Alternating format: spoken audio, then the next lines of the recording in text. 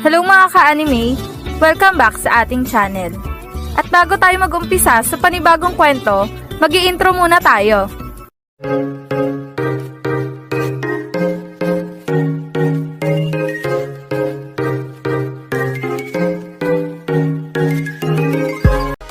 Bago natin simulan ang panibagong kwento ng High School League, gusto ko lang ipaalala sa inyo na paulit-ulit na ang kwentong ito ay isang fan-made lamang na nabasa ko lang sa isang site at hindi ito kasama sa totoong kwento ng Slam Dunk.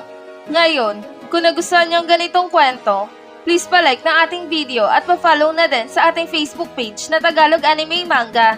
Tara, umpisahan na natin ang chapter 116 ng International League. Nagawa na ang maibaba ng Ryukufu sa isang puntos ang kalamangan ng Shouko sa kanila. Nalabis na ikinatuwa talaga ng buong tagahangan nila at tumunog na din ang huling 2 minuto para sa huling yugto ng laban. Habang itong mga tagahangan ng Ryukufu ay todo ang sigawan dahil na nga sa pumapabor na sa kanila ang takbo ng laban. Naison Senji, yan talagang gusto naming makita sa'yo. Yung bilis ng kamay mo sa pagbitaw ng bola. Sige Ryukufu, ipagpatuloy niyo lang yan. At kunin niyo na ang kalamangan sa kupunan ng Shouko. Huwag niyo silang hahayaan na makapuntos pa laban sa inyo. Yan ang sigaw ng mga tagahangan ng Ryukufu. Habang itong si Ayako naman ay nabigla sa ginawang pagpuntos ng Ryukufu. Putay, delikado pa ata kami dito ah. Lalo na tong sila na Michi at Maki. Parang nahihirapan sila sa ilalim ng basket. Paano na kaya to? Baka magawa pa nilang makahabol sa amin kapag nagpatuloy ito.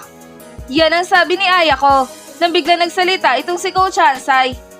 Kalma ka lang Ayako.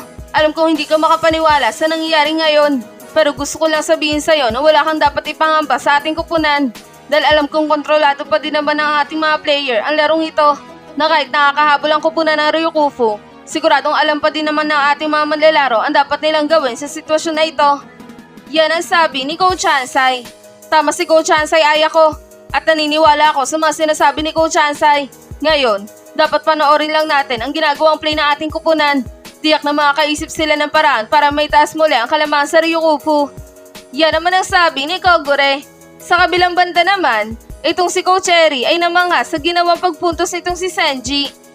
Nakakamangha talaga itong si Senji. Kahit nagipit sila sa laban, nagagawa niya pa ding maging maayos ang laro nila. Tiyak na kapag nagpatuloy ito, magagawa pa rin nating makuha ang kalamangan sa Shouko. Sige mga bata, ipagpatuloy niyo lang yan para makuha na natin ang larong ito. Yan ang sabi ni Coach Eri. Tama ka nga Coach Eri. At yan talaga ang gusto ko sa ating mga manlalaro. Ang kanilang determinasyon sa paglalaro ng basketball. Na kahit alanganin na sila, nagagawa pa din nilang pakalmahin ang kanilang mga sarili para makapaglaro pa din sila ng maayos. Ngayon, ang kailangan na lang nilang gawin dito ay madepensa ng gagawing opensa ng Shouko upang makuha na talaga natin ang kalamangan sa Shouko. Yan naman ang sabi ni Coach Shensi. Sa kabilang banda naman, hawak na ng Shouko ang bola at tinadala na ito ni Fujima papunta sa kanilang basket. Team, ayos tayo! Ngayon, gagawa tayo ng isang siguradong puntos. Huwag nating hayaan na magawa pa nila tayong pigilan sa posisyon na ito. At huwag nating hayaan na tuluyan nilang makuha ang kalamangan sa atin. Ngayon, humanda na kayo mga kasama dahil tayo naman ang aatake sa kanila. Yan ang sigaw ni Fujima. Sabay pasa ng bola papunta kay Sendo.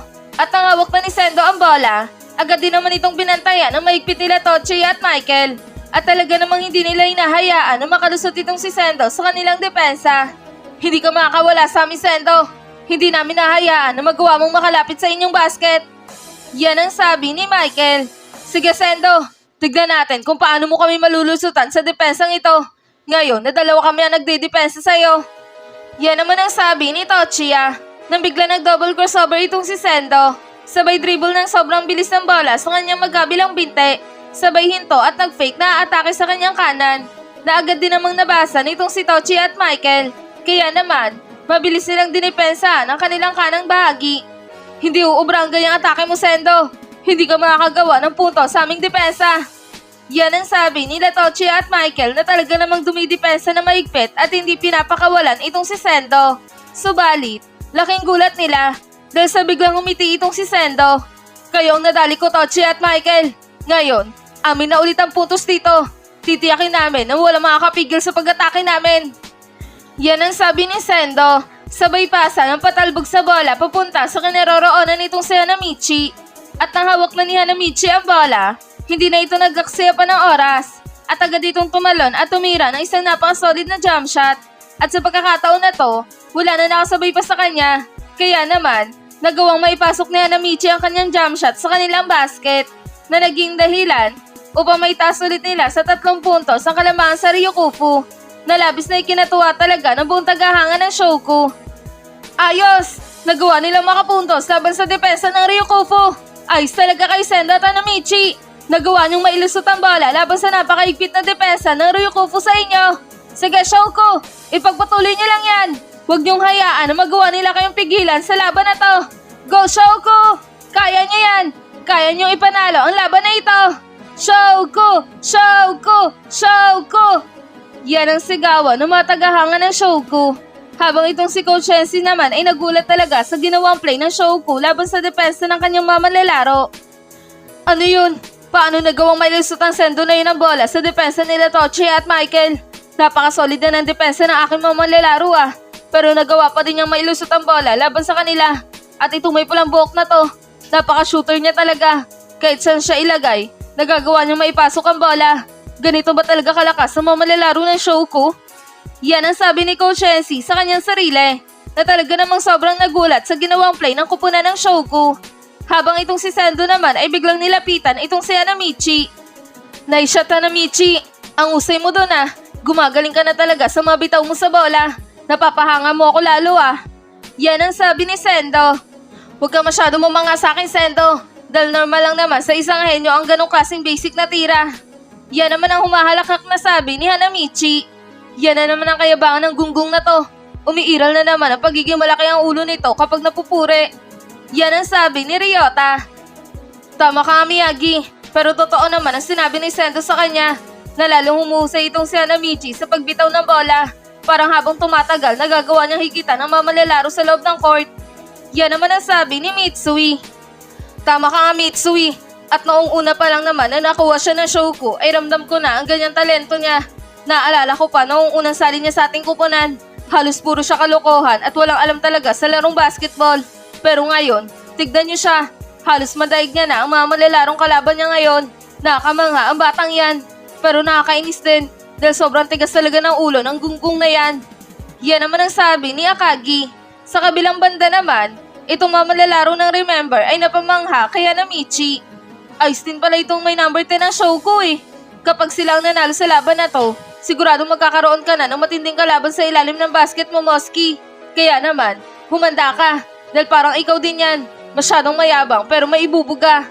Yan ang sabi ni Jade. Huwag mo nga akong ikumpara sa may pulang buhok na yan, Bansot. Dahil kahit sino ang itapat mo sa akin, titiyakin ko na hindi yan mananalo pag usapang ilalim ng basket na. Tignan mo, papakainin ko lang yan ng alikabok sa laban natin kung sakaling makakalisot sila sa laban na to.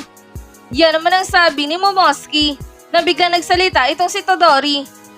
Wala akong pakialam kung sino ang mananalo sa laban na to.